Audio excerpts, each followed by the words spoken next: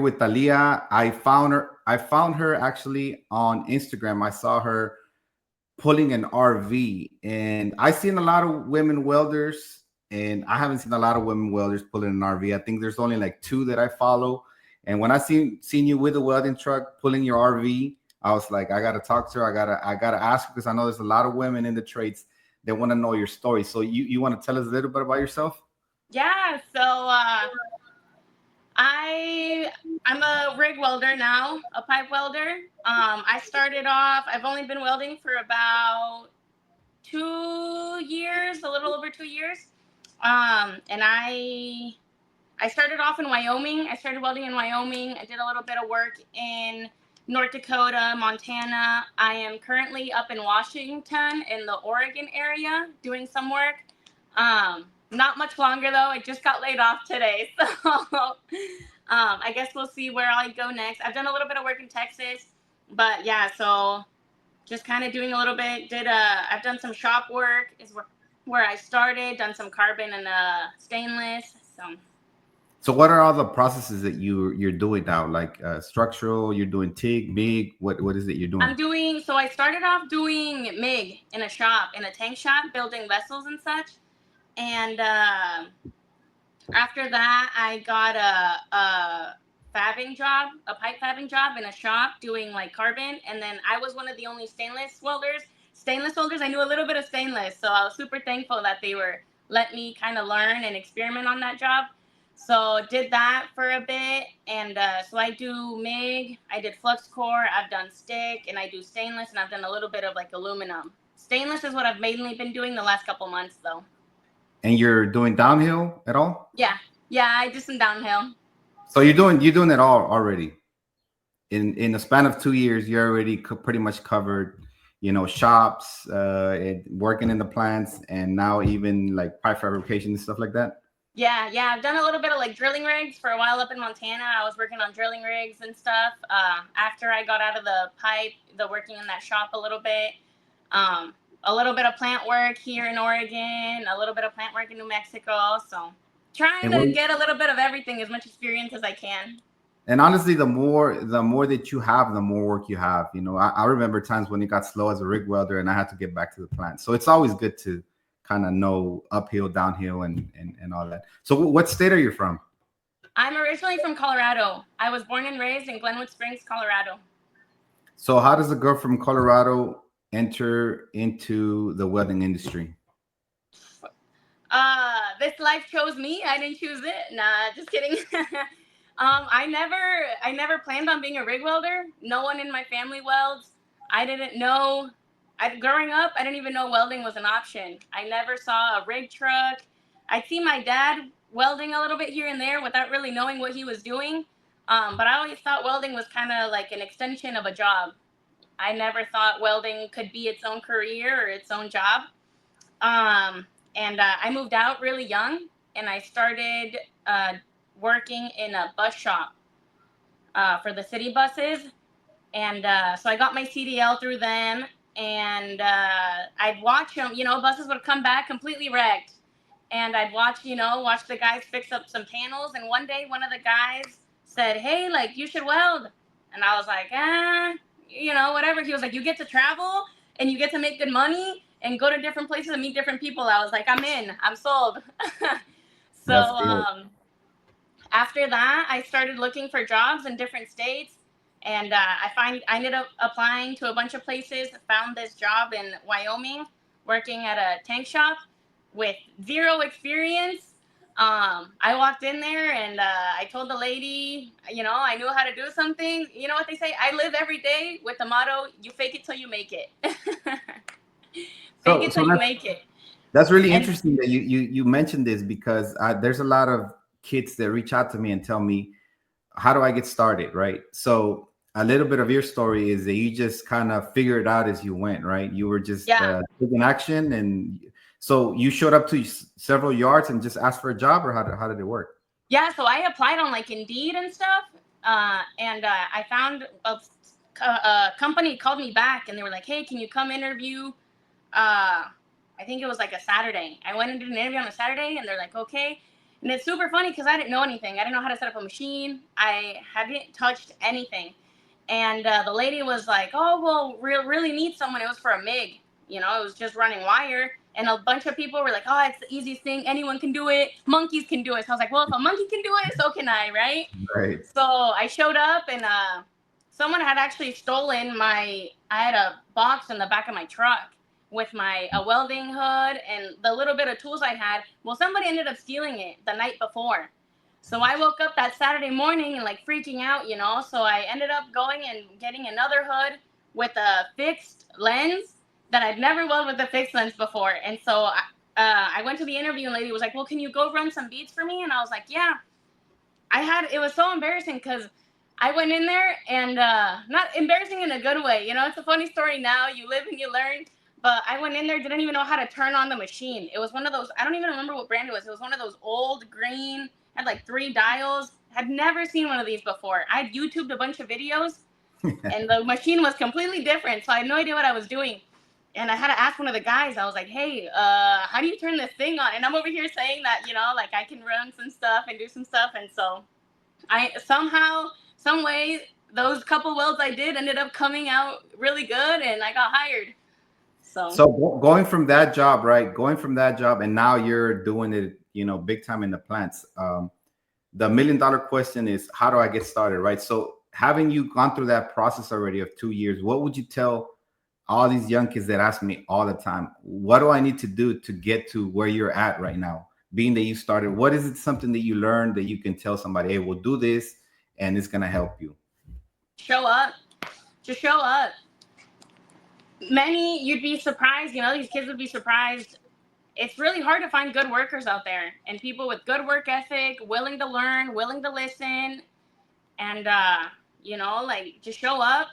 And as long as they see that you want to learn and you're going to put the time and the effort and work, you're in. So Just many have people out, yeah, so many people out there are willing. I'm so thankful because, you know, I've only been doing this for 2 years, and I look back 2 years ago, I knew nothing. I didn't know anything. There's a lot today I don't know, and I'm just so thankful for everyone I've met along the way that is willing to teach you something and explain things to you, you know, because we're not born knowing these things, and no dumb question is a dumb question. If someone makes you think it's a dumb question, move on to the next person and someone else will explain it to you.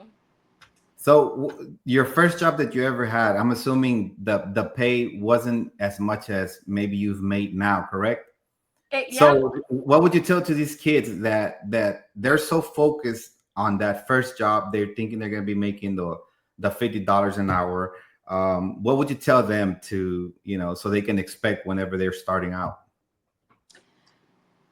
You don't go from you know, there's steps to everything in life. There's different chapters. You know, you're not born running or flying, right? You have to learn to crawl and then to walk, and then you start running and everything. And you can't skip phases. Every phase is so important, and you learn so much from every single one. When I started that first job, before I even thought about welding, that job at the shop with buses, I was making, I want to say 37 an hour. So I went from making 37 an hour to making that first job. I think I got hired on at 15 an hour. That's a huge difference. But I did it because I wanted to do something different and I wanted to learn something different. And the old job I was at, I was capped. You know, every day just became a routine and I wasn't learning anything. And I was in the same place, stuck with the same people. And I got tired of it. And I wanted to learn and I wanted to challenge myself and I wanted to do something different. So I said, you know what, I'm going to take this risk. And I moved to a whole different state, didn't know anyone, had never been there before. And yeah, it was scary, but I don't regret a single part of it. But, you know, the big difference between I was making 37 an hour to 15, it was huge. Yeah, I imagine, especially if there's overtime and stuff like that. I know them checks were, you look at, I remember the first time I made $2,500, you know, when I was in the Marine Corps and I came out and I saw my bank account and I saw it and then again and then again and then again. And as you keep more time in it, the checks get a little bit bigger and a little bit bigger, but it doesn't happen overnight. And I think that's why I wanted to ask you this, because just in a span of 2 years, your finances have changed so much, right? And Oh kids yeah. think, they get out of high school or they get out of wherever they're coming from, and they think that, oh, I'm gonna be out in the pipeline making, 5 grand a week, when you got to go through that $15 job first, right? Yeah, yeah, yeah. I remember that first paycheck I got when I was finally my paycheck finally said welder, and I had heard about all these things, and my buddy, the one that mentioned welding, and he was like, "Oh, you're gonna make so much money. They make really good money, and you get to travel." And I saw that first paycheck, and I was like, "He lied to me. He really lied to me." I was so upset, but I was doing something completely different. I was learning something every day, and I loved it. And I knew that I had to take some risk in order to learn, and in order to be, where all these other great welders were making more money and with their own trucks and their own machine and traveling and doing all this. So So tell me a fake little it bit till you about make it. yeah, tell me a little bit about that experience that you said you were working somewhere and you were like, you know what, I want to make more money. How was it like, or what is it that you think made you just drop everything and just go to a different state? How was that like for you? And what would you recommend these kids wanting to do that to before they go? They need to do this first. What would you say to them? Um, I think the experience is very different for a woman. As a solo woman, it's just me and my dog, and you think about things a lot more. You have to be a lot more careful. Um, and I'm not saying it to like stop any females out there. Go for it, But yeah, be smart, be careful about it. Um, I think definitely the only thing that stops you is you. I'm still. This is so. I came up to Oregon a little over a month ago from Colorado for this job, and I was really scared to come up here. I was terrified. I didn't think my welding was good enough. I didn't think I was good enough. I didn't know anyone again, and I was really scared. And you think about it, and who else is gonna stop me? I'm 23. I'm single, no kids. It's just me, my dog, my truck, and my fifth wheel. This is the most freedom I'm ever gonna have. Financially, I was a little scared. Like, hey, what if I don't make the test, right, and I get fired or whatever? But I think the only thing that stops you from doing things is yourself. Fear, and you just have to send it. You have to go for it. Fake it till you make it. It's not easy and it's scary, but take it day by day and you'll figure it out. How much money do you recommend for somebody to have before they go to another state and look for work? Man, I Generally can live. speaking. I can live. My dog and I tell my dog every night. When we go to a new place and we test, and I'm scared. Because I'm super new. We can either be eating steak every night or we can be eating beans. Thankfully, he likes beans too. So and he's a dog, so I don't hear him complain. But money wise, I mean, just make sure you have enough, to survive. For the people starting off, don't go buy, that brand new truck, and the brand new fifth wheel. There's so much. There's so many things that can happen, that can come up, and you have to be smarter with your money. I know a lot of people that do this line of work, and they start seeing the bigger checks, and they want all the toys, and they start spending, as it's coming in, and they get laid off. Like me. Last week, I was perfectly fine. I was like, oh, I can spend all this money, buy all this stuff. Today, I went into work, and they're like, hey, we don't need you anymore. And I'm like, all right, you know. And a lot of people, they're just not prepared for that. So you have to be smart. Um, and these are things you'll learn throughout the way, hopefully. Well, I'm very glad you actually mentioned that, because that one of the things that I always tell these kids. Everybody asks me how you put a bead, how you should do this, what equipment you need, but nobody talks about the finances. And I'm very impressed that being 23, you're already thinking about not only thinking about the future and your money, but watching other people make a lot of money but still be broke. And if you do this long enough, well, you don't even have to do it long enough. Layoff starts coming up, and what happens? People start, oh man, I can't get laid off. oh, what's gonna happen? How am I gonna pay my truck? And they're struggling. Christmas time, they don't want to take no holiday off, no Thanksgiving off, because they always have to continue working. Even though they're making a lot of money, they owe everything at the end of the month.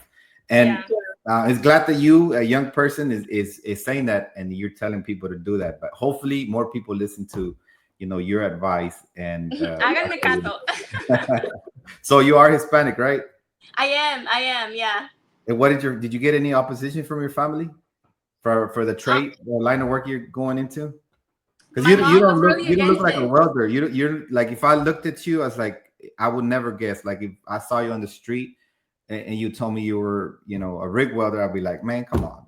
You don't look, unless you're wearing a welding cap, right? But did you have any feedback from your family? What were they saying? I think it was a big surprise for everyone.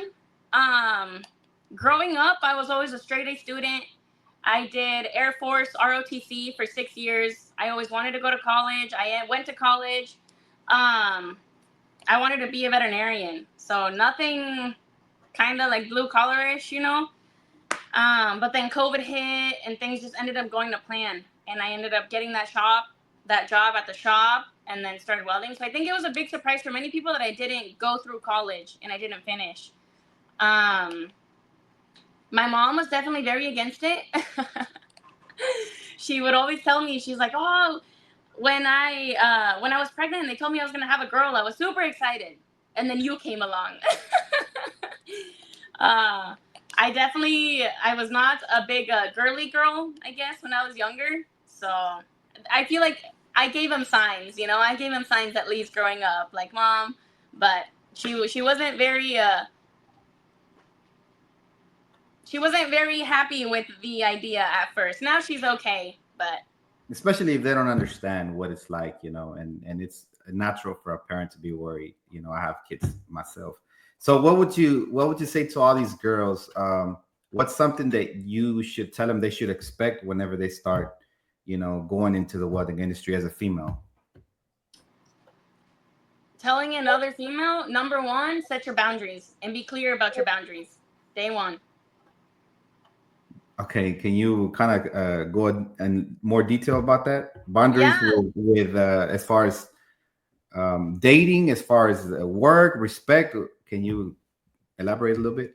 yeah. Everything. Dating, respect. Respect is a huge one. Um, Obviously, this isn't a line of work. It's men. It's all men. In my years working, I have yet to work with another female.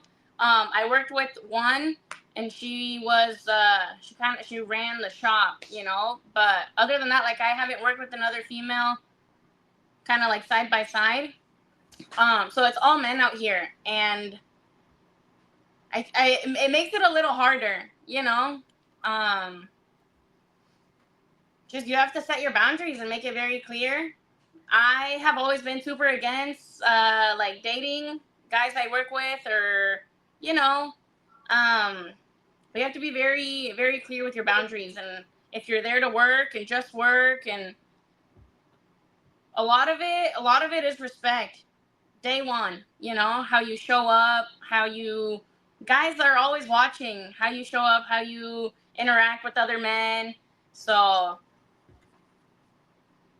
Okay, so is it true? And I'm just saying this because I know that probably a lot of young girls are thinking this, that if they go work at a refinery or something, that they're gonna be constantly getting hit on because 90% of them is men. Is that true? And if it's true, how would you go about, like, what? I'm just here to work. Is that true that you constantly, trying, people are trying to maybe take you out to dinner, or hitting on it you or does whatever? happen. It does happen a lot. But like I said, I've always been super against kind of dating and guys I Mhm. work with. So when it does happen, I kind of shut it off immediately. I'm like, hey, I'm just here to work, not interested in anything. Um, and you can do things respectfully. You work with these people, you see these people every day. We spend 99% of our time with the people we work with and not our families or, our partners. So it's nice to have a good environment to work in, get along with those people, but you can be respectful and be like, hey, dude, like, it's not going to happen. We can be civil, we can be okay. Um, but I think it goes as far as women allow it. I see it or I hear about it a lot where women, like guys start hitting on them and, like they flirt back or, they show up with their boobs out or whatever, like they're asking for it. That's different, like you have to set your boundaries and carry yourself the way you want to be treated. So pretty much, if you set your boundaries, like you said in the beginning, you're not gonna have any problems. But you have to be firm, correct? You have to, Yeah, this is what I want. And for the most part, it doesn't get weird after that, right? You're able to go to work and nobody yeah, bothers you. I really want to. I really want, because like I tell you, I see a lot of young girls entering the welding industry, but I know it's probably in the back of their mind, or maybe in parents watching this interview of how they're gonna get treated. And I want them to know that it's okay to go. They're gonna be fine, correct? yeah. No, some of all I can. So many of these guys have gotten so close to me. A lot of them, because I am so young, a lot of them see me as like a sister or like a daughter, and it's super nice because there's so much I don't know. Work having a truck and a fifth wheel to haul, like sometimes I'm out here on my own and I need a hand with something, and it's nice to be able to have these people that, we respect each other and we work with each other and they've become like just great friends that I know that if I ever need anything, I can give them a call. Because really out here on the road in a line like this, the people you work with, that's who you have. You see them more. You're gonna see more of the people that you work with than you see sometimes if you're married Anyone else. than your spouse. You know what I mean? That those are the people that you eat with, you work with after lunch. Might have a barbecue. Always somebody's always barbecuing. So Yeah, yeah, yeah. it's definitely a different lifestyle, and a lot of people don't understand. Now, has it gotten lonely for you being away from home yet, or you're perfectly fine with being by yourself? It does get lonely. I don't believe anyone that says that they're totally fine being completely alone. Everyone needs a little bit of social interaction and everything. But like my dog, it's just me and my dog. My dog comes to work with me every day. Um, so I'm super thankful to have him. But I think it just goes back to just making connections and making friends and meeting people and setting those boundaries early on. Like, hey, like I'm just here for work. We can get along and be buddies, or you can keep hitting on me and being weird, and I'm not gonna want you anywhere near me. So Right, right. So what is it that you're doing, or what do you think helps you get more work? Like after you've been doing it for 2 years, what is something that's very important in order for you to continue getting work? take pride in what you do. Actually, it's kind of funny that you asked that because I got laid off, and one of the older guys, I'm not. He's one of the managers or one of the supers on this job I was on, and he never had anything to do with the welders, but he'd walk by every day and he'd see me work. And today I got laid off, and I wanted to go say bye, because he'd been, say hi to each other every morning, get along. And so I went to go say bye, and he was like, "What do you mean bye?" And I was like, "Well, I got laid off." And he said something that it's really nice. He said that he was really impressed with like my work ethic, and he had seen some of my work and my welds, and he was like, "I was really impressed, and you do such a great job." And he took my number down, and I guess he knows a lot of people that run a lot of jobs and that Okay. need welders. So he was like, "I only take a few welders' numbers, so let me get your number, and if you ever need anything." So that's really nice. I don't know this guy. I never had lunch with him or anything, but just him watching me work every day, because I take pride in my work. I want every weld to be better than the last. I'm not perfect. I'm still learning. I'm not the best welder out there, but every weld I do, I have to put my stencil on it, and that represents me. So I try and do Now, the best I can every time. it's funny you mentioned that, right? That he was watching you, and a lot of people, all people are always watching you when you're working. But how important is for you? Okay, let me rephrase this question. What's more important? What do you think is more important? Throwing like a very slick cap, or showing up and doing your work? What do you think is more important? Showing up, and what do you mean? Like, What do you think people watch more, like that leads to more work, right? Is it the pretty caps that you do, or is it your work ethic that you Work display? ethic. Work ethic for sure. You can have the best weld out there, but if they see you sitting on your ass and waiting, and there's a lot of welders that are like, nah, I'm just here to weld. I'm not gonna move that. I'm not gonna touch this. I'm not gonna do that. For me, I get it. If you're older and you've been doing this for a while, you're just a welder. I get it. I don't But know. you're hungry, For me, a lot of the people that like the equipment operators, the labor hands, a lot of them are raza, you know. right?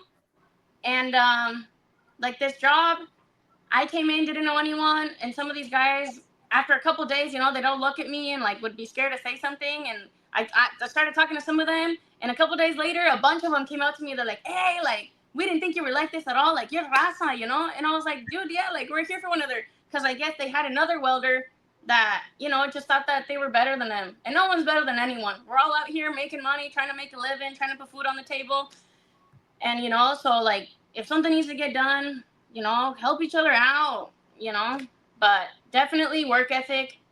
Um, And that's obviously, part of the reason. have, That's part of the reason why you've been able to get to where you're at in such a short time. It didn't take me 2 years, to be a rig welder. It took I was a structural welder for a year or two, and then a combo welder, and it took me a long time to get there. So seeing you go through that and you telling these stories, it's good so other people can hear it. It's not just about, obviously everybody wants to throw that slick cap to put it on Instagram, right? But the superintendent is going to remember that you showed up on time, that you didn't complain, that you were able to help out. I was a superintendent too and a weld boss, and I much rather have the guy that's an average welder, but I can tell him to do something and I can walk away and I know it's going to get done, than having somebody throw a slick cap and sit down on his truck, and I have to get him out off the truck to do something else. And I think that social media is kind of like also, I don't want to say the word ruining, but has a negative impact on the welding industry. What do you think? no, I agree 100%. I agree. I've actually, it's been hard. I feel like it's just such a different experience from the women's side, like here, since this job, I just broke out. Me with my rig, I just broke out. It's been what, maybe 5 months since I've been using my truck and my machine. Before that, up in Wyoming and Montana, I was doing single hand work. When I was working on drilling rigs and stuff, I was doing all single hand work. So, and in that company, I didn't have a helper. It was just me out on the rigs by myself. And so it's been really hard for me. Like I haven't worked with a helper. And when I was up here, they were like, "You need a helper." And as a woman, I'm like, "Hey, I don't know anyone. I know welders. I don't know no welders that are going to go down and be a helper to give me a hand. And so I think I made a post and I was like, "Hey, I'm looking for a helper." And I get all these guys, like, let me, but I'm here to work and to work only. I have no intentions in finding, a noviecito or whatever. Like, I'm here to work, and it just, social media makes it hard. Definitely makes it hard.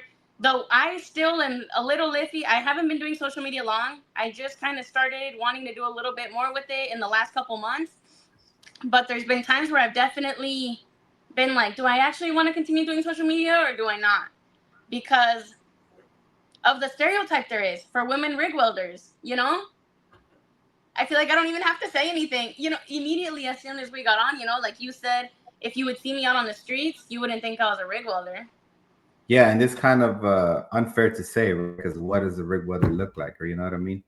Yeah, and I mean, anybody could do it, and I'm glad that we're having this conversation, because there's so many people that that we don't know what they want to do, and you're living proof that you can pretty much, if that's what you want to do, you can pretty much do it, right? yeah, see, but like that's why I also it's like me split in half. I kind of don't want to do it because it's kind of gonna ruin some stuff, but at the same time, I know I'm not like the women rig welder, and so I want to show all those other girls out there that they don't have to be like that in order to do this. I'm super girly. Tengo corazón de pollo. I remember guys would be like, "You're too soft for this. Like, you're not gonna make it. It's gonna be hard for you to make it because you're just soft." And I'm like, "That's totally fine with me. Like, I'm gonna cry and I'm gonna be sad, but I'm gonna do it, because that's me. I don't have to be tough and beat guys up and cuss all the time and do all this stuff just to make it. I'm here to work. I can work. I can weld. I can put a beat in. Like this is what I'm here for. So So what is it? Do you have any plans on what you want to do in the future? What's do you have you thought of you want to continue doing this? Where do you want to be, in a few years? I really, now that I have my truck and my machine, I want to keep traveling and going to different states and working. I'm still really new into it, so I still love it. I still get excited to go to work. Now that I got laid off, I'm trying to find some more work. I still have no idea where I'm gonna go, but one of the big things I wanted to do was kind of go to different states and wherever I'm at, kind of get other women that have never welded and kind of just like teach them and show them and do something like that. Just kind of help other women get into it. Well, I know it's kind of a long stretch, and you're kind of very far away. Do you know this lady named Miss Welds? I do. I was just Oh, talking to her this morning because I'm oh, going. cool. Yeah. Cool. Well, she's having an event in Houston or something like that, and she kind of does something like that. So that would be cool if y'all kind of got together and did Yeah, something. I will be there. I don't know where I'm gonna be working Mm-hmm. by then, but I'm gonna be there. I just talked to her this morning, so I'm planning on doing that. Hopefully, everything pans out and I have a job before that. So, but I'll be there. So we're gonna be there too. So we see you. Make sure you stop by and say hello. Awesome. Yeah, of course. Of course. So I guess I know I'm taking some of your time. I just want to close this by asking you, what advice would you, tell women about the industry? Anything you want to say to them? Anything that your final words to all these little girls that are probably watching you and you don't even know it? What would you say to them, or what do you want? What's your message? Don't let fear stop you. Feel fear, feel fear, but do it anyways. Don't let it stop you. Fake it till you make it, and it'll. I think it's you gotta just take action, and you kind of figure it out as you go. I think that's everybody wants to wait for the right time, and it's just do it, and then eventually you'll start figuring it out. You know what I mean? That's Yeah, awesome. yeah. Well, Talia, muchas gracias. Thank you so much for the interview. I'm gonna stop the recording, and then